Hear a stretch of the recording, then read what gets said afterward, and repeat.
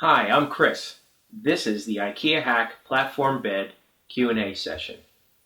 Right now, 4 months later, the bed is still standing. It's going strong. My daughter sleeps in it every night, and it's been great for us.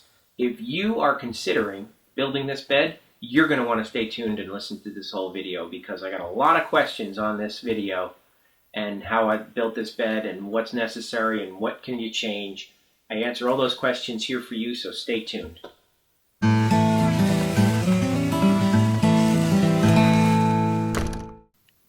Could you make this bed with queen-size mattress? Definitely, you can make it with a queen-size mattress. You could even do it with a twin or a king if you really wanted to. You just have to adapt the way the cabinets are configured. So, for example, if you're using a queen-size mattress, it's about 6 inches wider, which is not a problem because you could actually go over the edge of the cabinet, but it's also about 6 inches longer. That's where you wouldn't really want it to overlap here. You'd probably have to pull the cabinets away from the wall. But you could definitely do it. You just got to go by the sizes of the mattress and the sizes of the cabinets that you can get. Doesn't the mattress slide off because there are no sides to keep it in? Have you ever had a problem with it sliding off, Beck? Nope.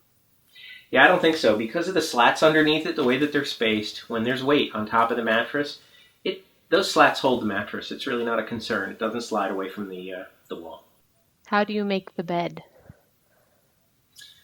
I got that question a couple times about making the bed, and some people have actually said, well, wouldn't it be nice if you could sink the mattress and make it even with the top of the cabinets, which you could do. That would make it very hard to change the bed. When I say change, I mean change the sheets, right? Now it's level. You can actually pull the mattress off, change the sheets, and slide it back. But if you were to sink the mattress into the bed or into the cabinets, it would be very hard to do.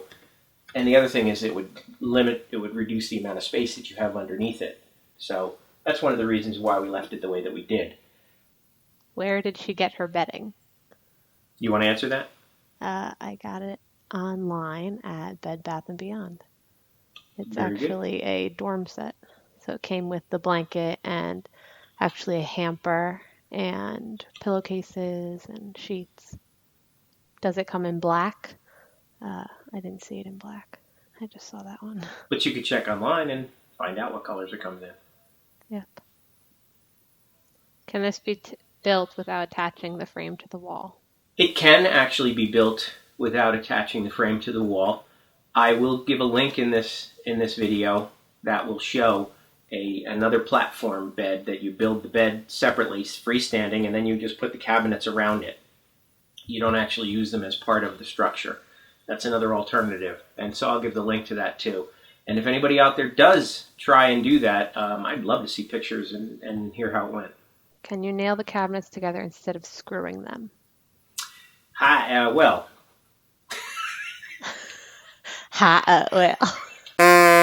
No.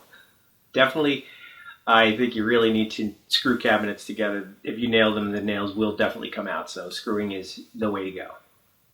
What are all the screw sizes that you used? Screw sizes, I think I mentioned in the video that 2.5-inch screws were the ones that were going into the wall. But when you're talking about putting cabinets together, you don't want things to go through. So usually that's 1.25 inch screw because you've got 1.5 inches only that you can actually go through with the two cabinets next to each other. When I attached wood to the back of the cabinets, that was probably 1 5/8 inches. They were all coarse thread drywall screws. And most of the time, as you could see in the video, I do make pilot holes. I think that's a good practice. Is the wood clamp mandatory?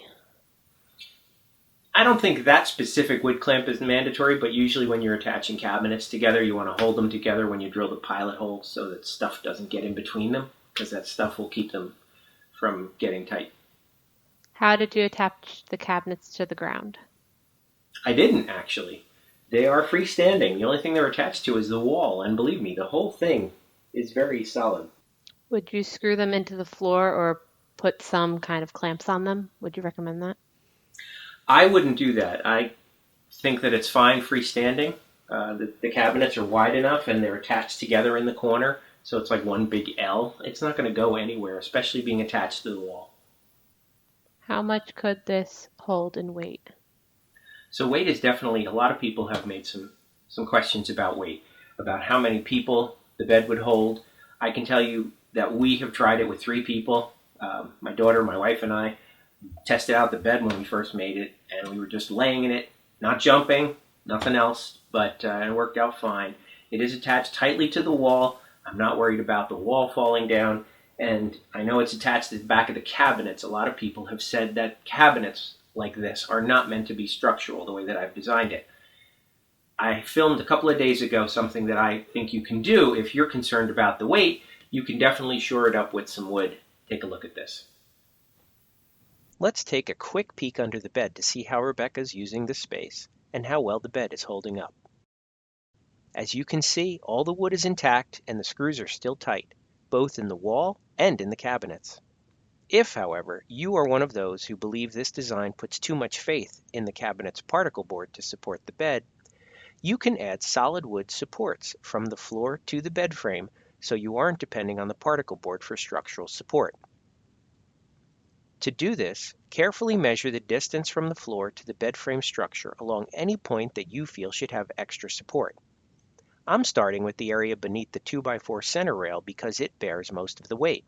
Using 1x4 pine, cut the board strong, meaning slightly longer than necessary, so it takes effort to prop it into place. You want it to be tight. Pre-drill holes in the board and attach it to the cabinet using 1 5/8" coarse thread drywall screws.